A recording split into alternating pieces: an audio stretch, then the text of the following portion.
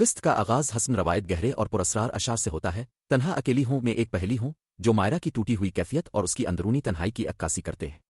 وہ جانیت سے سوال کرتی ہے کہ کیا اس کی زندگی میں کوئی اور عورت ہے، اور جانیت بغیر ہچکچاہٹ اعتراف کر لیتا ہے کہ وہ کسی اور سے محبت کرتا ہے۔ اس کا یہ اقرار مائرہ کے دل پر آخری وار ثابت ہوتا ہے۔ وہ دکھ کے ساتھ کہتی ہے کہ وہ کبھی اس کے منہ سے کسی دوسری عورت کا نام سن بھی نہیں سکتی تھی، مگر آج اس کا وہم سچ نکلا۔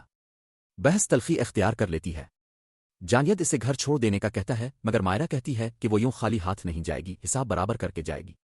بات خاندانوں تک پہنچ جاتی ہے۔ مائرہ جانیت کی ماں کے ماضی کا راز کھول دیتی ہے کہ وہ اس کے والد سے محبت کرتی تھی اور شادی کے بعد بھی یہ سلسلہ جاری رہا۔ یہ الزام جانیت کے غرور کو چکنا چور کر دیتا ہے اور وہ غصے میں 3 طلاق دے دیتا ہے۔ لمحہ بھر میں ایک رشتہ ٹوٹ جاتا ہے۔ مائرہ گھر آ کر ٹوٹ جاتی ہے مگر سنبھلنے کی کوشش بھی کرتی ہے۔ وہ اعتراف کرتی ہے کہ جانیت نے اسے آج نہیں بلکہ اسی دن چھوڑ دیا تھا جب اس کے دل میں کسی اور کے لیے جگہ بنی۔ اس کی ماں اسے صبر کا مشورہ دیتی ہے مگر وہ جانتی ہے کہ محبت اتنی آسانی سے ختم نہیں ہوتی۔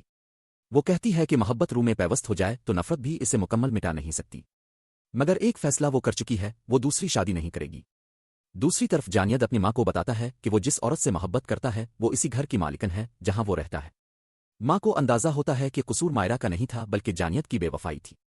اسی دوران ماضی کا ایک اور راز کھلتا ہے جب جانیت اپنی ماں پر بھی پرانی محبت کا الزام داغ دیتا ہے۔ گھر کے اندر خاموش جنگ چھڑ جاتی ہے۔ ادھر ایک اور کہانی چل رہی ہے۔ ایک شوہر اپنی بیوی کو 7 سال کی بے اولادی کا تانا دیتا ہے اور دوسری شادی کی دھمکی دیتا ہے۔ بیوی کی بے بسی اور تنہائی اس معاشرتی دباؤ کو ظاہر کرتی ہے جہاں عورت کو ہر ناکامی کا ذمہ دار ٹھہرا دیا جاتا ہے۔ مائرہ اپنی ماں کے پاس پہنچتی ہے اور وہاں ایک اور چونکا دینے والا انکشاف کرتی ہے۔ وہ بتاتی ہے کہ اس کی کوئی اولاد نہیں۔ وہ ایک بار امید سے تھی مگر شوہر کے تشدد سے بچہ ضائع ہو گیا اور ڈاکٹر نے کہہ دیا کہ وہ دوبارہ ماں نہیں بن سکتی۔ اس کا شوہر گزشتہ 4 سال سے قتل کے جرم میں جیل میں ہے۔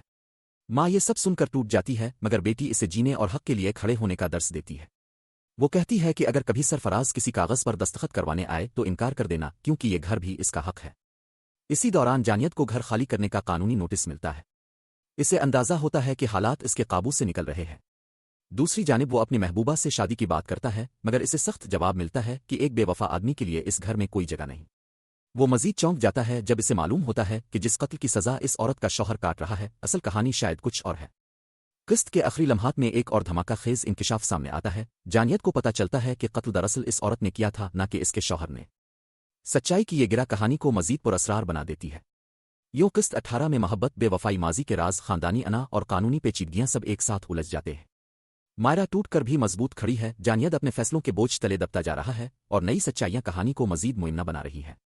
آخر میں وہی صدا گونجتی ہے، تنہا اکیلی ہوں میں ایک پہلی ہوں، اور ناظرین اگلی قسط کے انتظار میں رہ جاتے ہیں۔